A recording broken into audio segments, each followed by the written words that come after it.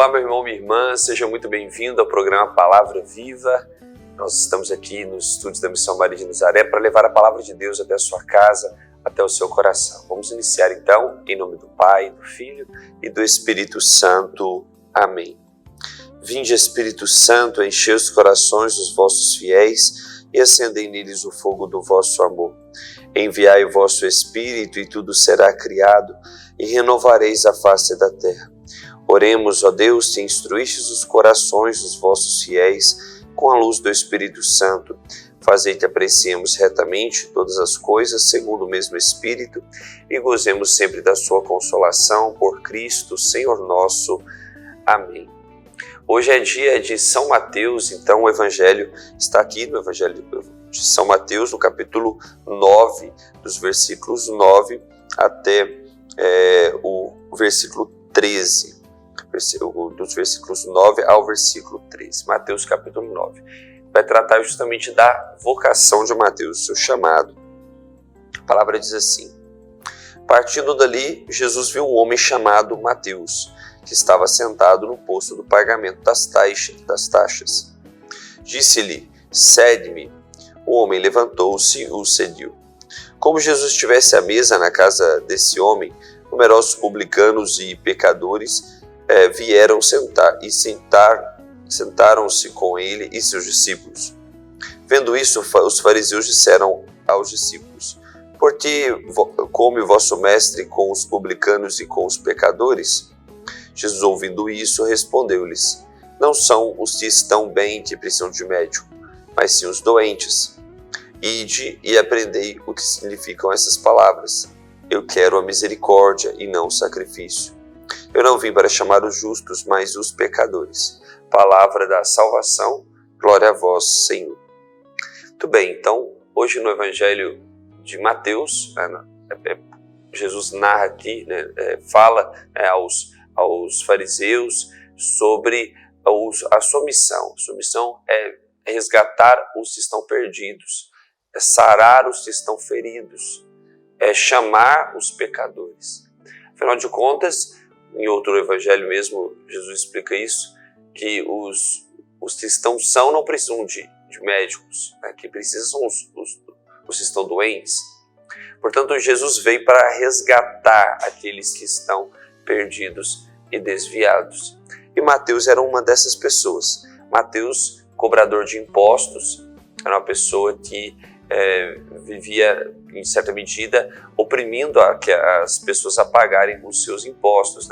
No tempo de Jesus, Jerusalém, aquele território ali da Galileia, era uma província romana.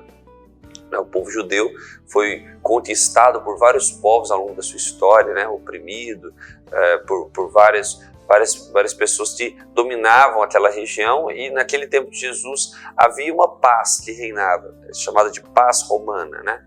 É o período em que o Império Romano dominou aquele território onde vivia Jesus.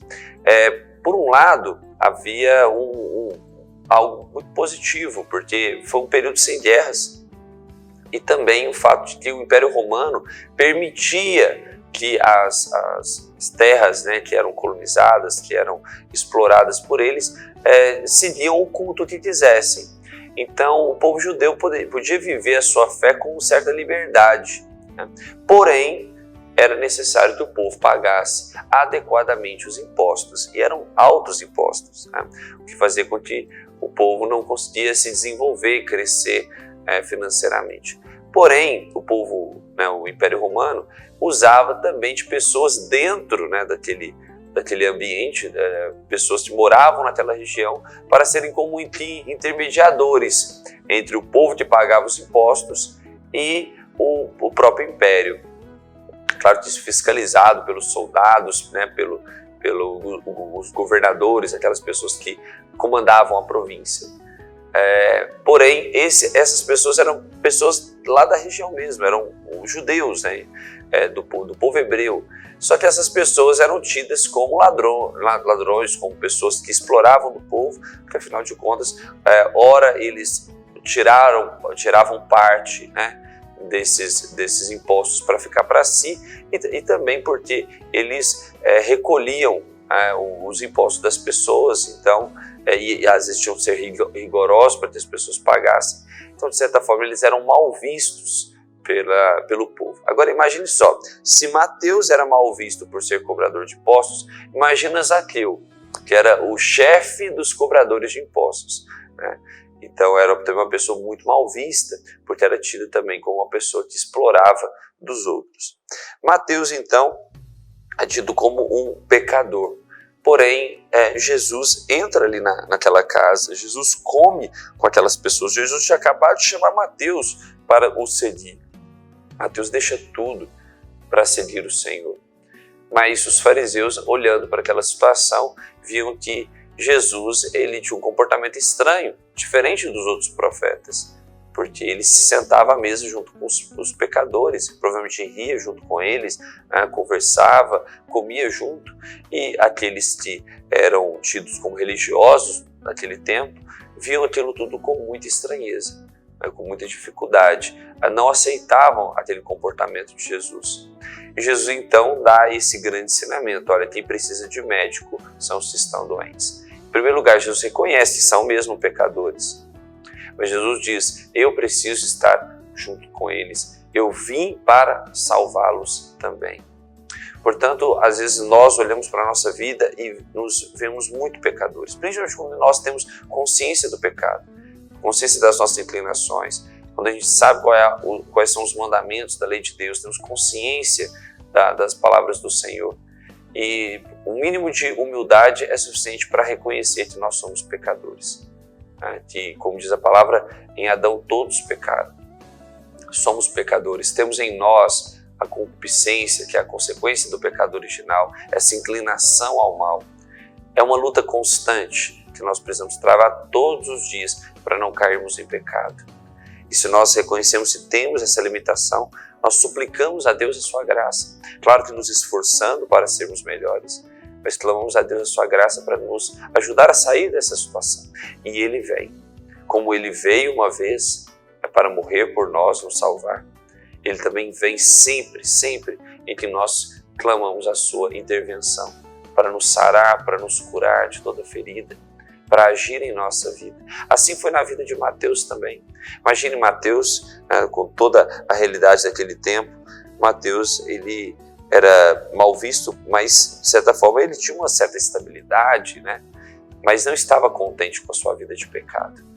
Ele sabia que ele estava sendo infiel, estava fugindo do propósito de Deus, vivia essa realidade da usura, do roubo. Portanto, ao ouvir o chamado de Jesus, ele não pensa duas vezes e o segue. E nós? Às vezes você nunca roubou de ninguém, você não tem os mesmos pecados de Mateus, mas você tem os seus pecados, você tem as suas misérias, as suas inclinações. Jesus hoje quer chamar você também como chamou Mateus. Essa palavra que nós lemos agora, ela quer se atualizar na sua vida. Jesus quer chamar: vem, segue-me.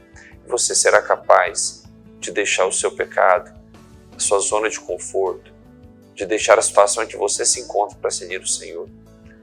O convite é o mesmo, mas a resposta depende de você. Pode ser a mesma de Mateus, ou pode ser aquela, por exemplo, do jovem rico, que tendo muitos bens não quis deixar tudo para seguir o Senhor, ou pode ser a dos fariseus, que preferiam ficar julgando e rotulando as pessoas do que mudar de vida. Qual é a sua decisão? Qual a decisão que você pretende tomar hoje? Nós estamos falando de um grande santo, São Mateus, evangelista, mártir, apóstolo. É difícil nós encontrarmos, na verdade, difícil encontrarmos alguém com tantos méritos diante de Deus como São Mateus. Mártir, pensa para São João não foi mártir, né? Embora apóstolo e evangelista, mas Mateus foi mártir, derramou seu sangue por Cristo, evangelista, e para muitos o primeiro evangelho escrito, né? Foi alguém que viveu intensamente o anúncio do evangelho, apóstolo do Senhor, escolhido por Ele. Pense quantos méritos São Mateus trouxe consigo. Agora é importante que nós olhemos para a nossa vida com humildade e nós podemos nos colocar como Mateus. Mateus, antes de Cristo, era só um pecador, era só um pequeno ladrãozinho, era um cobrador de impostos. E se tornou tudo isso em Cristo. Mártir, apóstolo, evangelista, um grande santo. Você também pode ser um grande santo. Você também pode ser uma grande santa, se você decidir responder sim ao chamado de Jesus. Portanto, vamos pedir a intercessão de São Mateus. No segundo bloco a gente volta mais partilhando um pouco sobre esse grande santo, sobre essa passagem, e rezaremos pedindo sobre nós a sua intercessão. Não saia daí, daqui a pouco nós voltamos.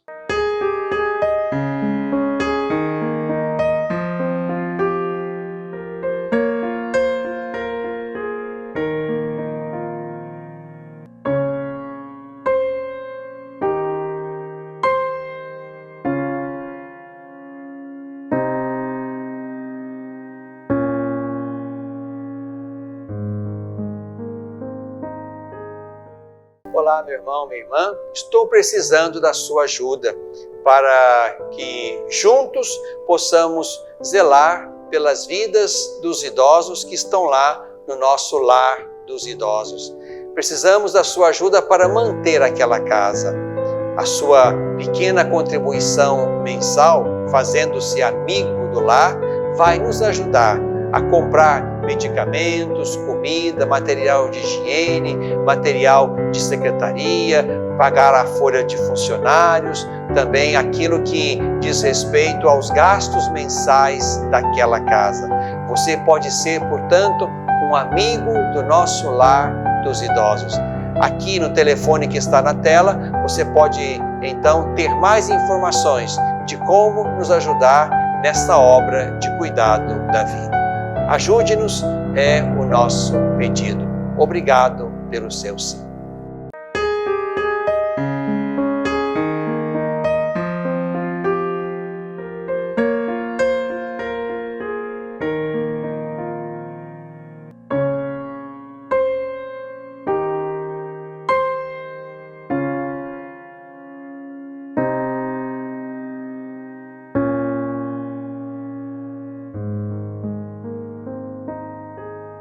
Estamos de volta com o programa Palavra Viva. Nós estamos aqui no dia de São Mateus, essa quarta-feira, partilhando sobre essa passagem, que é justamente a passagem da vocação de Mateus. Mateus, pecador, cobrador de impostos, está ali naquele ambiente de pecado, com certeza consciente da sua situação, e ao ouvir o chamado de Jesus, ele decide deixar tudo para seguir.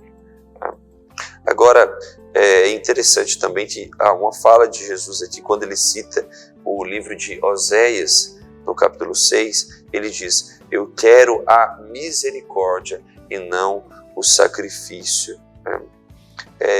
Jesus diz para os fariseus que estavam julgando o fato de Jesus estar com os cobradores de impostos, os pecadores: eu quero a misericórdia e não o sacrifício.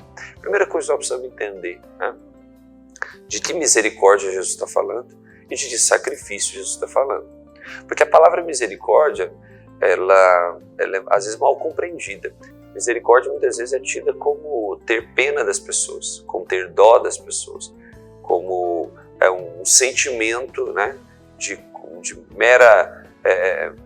uma pequena compaixão, embora a palavra compaixão ela seja a palavra adequada para definir a misericórdia, compaixão no sentido de ter de fato pena, dó daquela pessoa, naquela situação de vulnerabilidade. Não, misericórdia é muito mais do que isso. Misericórdia é uma compaixão muito mais elevada. A palavra misericórdia ela é uma palavra híbrida, ela pode se dividir em duas: miser e córdia. Miser é miséria e córdia é coração. Então, quando Jesus diz, eu quero misericórdia, ele está dizendo que ele quer pegar a miséria humana e depositá-la no seu coração. É como se o coração de Cristo fosse um grande recipiente para acolher a nossa miséria, a nossa dor, a nossa fragilidade. É esse o comportamento de Cristo, né, que muitas pessoas não entendiam. Por isso, de pouco se falava de um Deus misericórdia no Antigo Testamento. Jesus veio para demonstrar de fato o que é ser misericordioso, o que é trazer no seu coração a miséria da humanidade. É bonito porque na cruz, o lado aberto de Cristo, o coração de Cristo é aberto por aquela lança, né, onde jorra água e sangue. Inclusive a imagem de Jesus misericordioso tem aqueles dois raios, né, o azul e o vermelho, que revelam justamente a água e sangue para curar e lavar toda ferida. Mas o coração de Cristo ele é aberto para que a miséria humana possa entrar ali também. É como se fosse aberta as portas do céu, que é o próprio coração de Cristo.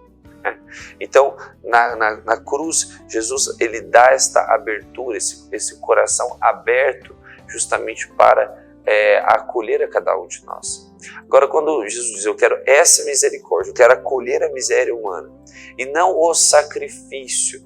Primeiro nós precisamos entender de que sacrifício Jesus está falando.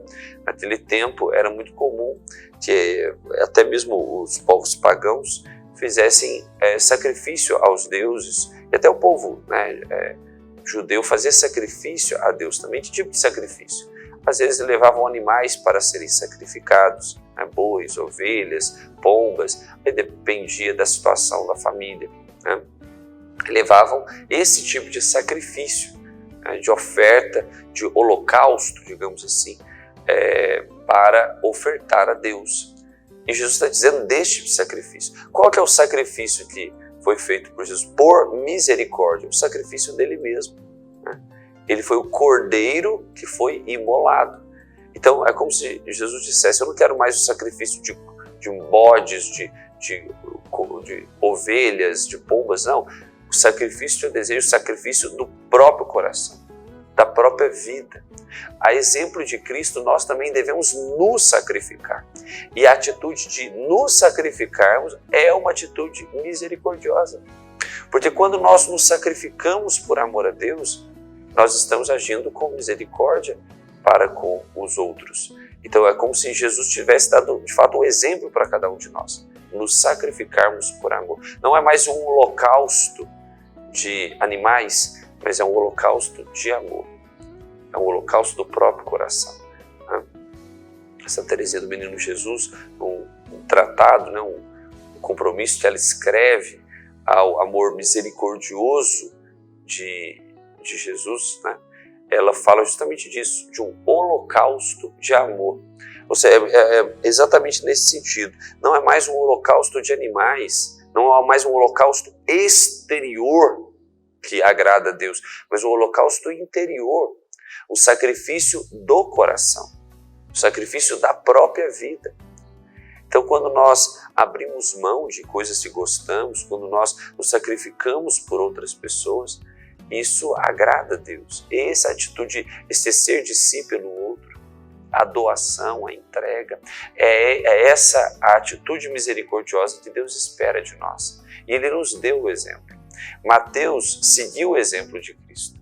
Mateus abriu mão dos seus privilégios, abriu mão da sua vida confortável, abriu mão da realidade em que vivia, porque por mais que fosse julgado, ele tinha um certo prestígio diante do povo romano, um certo prestígio pela sua condição financeira, provavelmente. Né? E ele abriu mão de tudo isso. Abriu mão dessa realidade, que às vezes oprimia também os outros. Abriu mão daqueles privilégios para seguir a Cristo. Ofertou a sua vida. E também no martírio fez isso, sacrificando-se por amor a Jesus.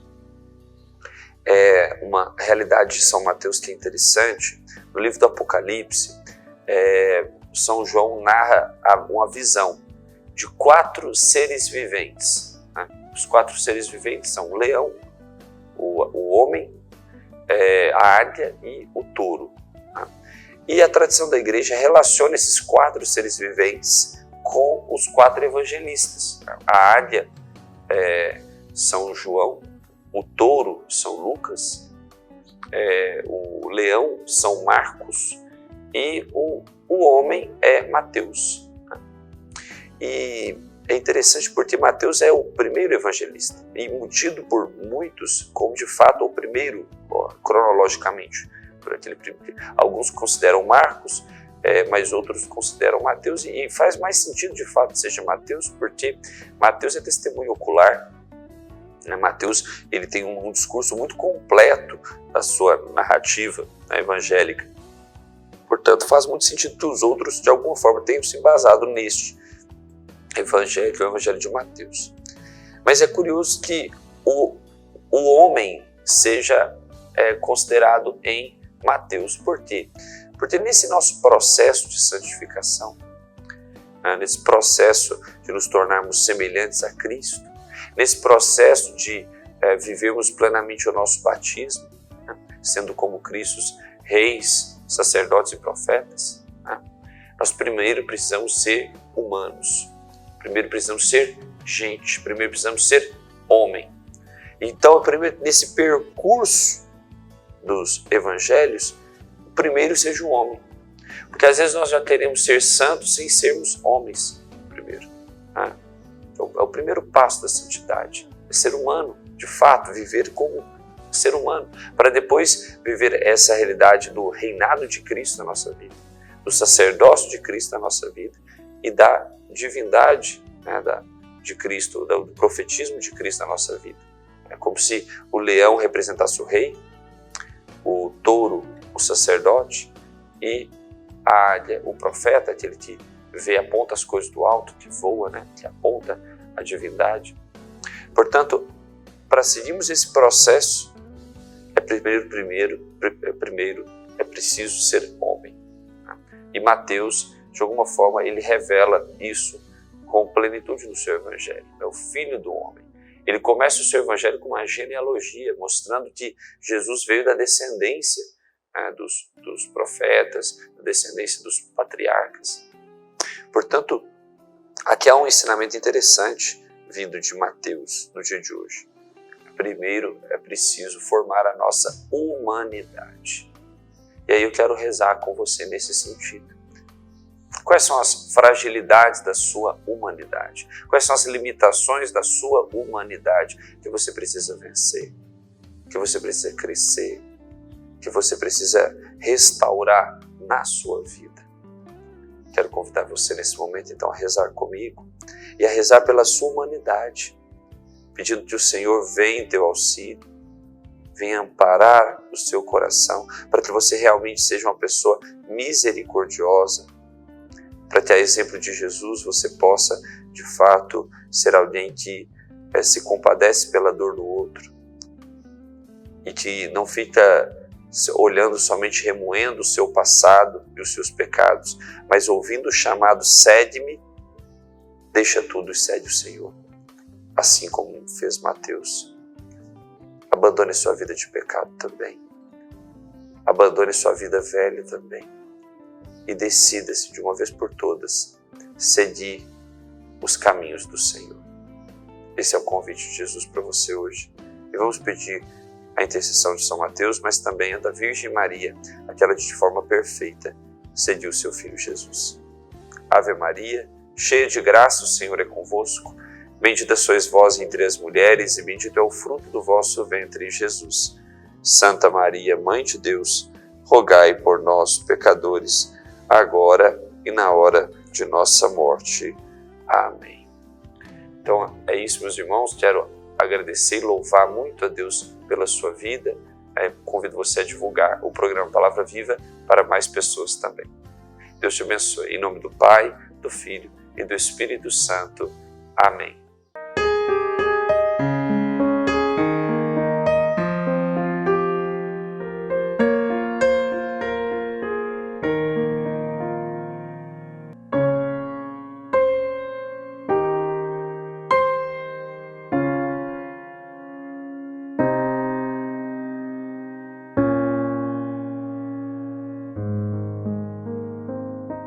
Olá, meu irmão, minha irmã, estou precisando da sua ajuda para que juntos possamos zelar pelas vidas dos idosos que estão lá no nosso lar dos idosos.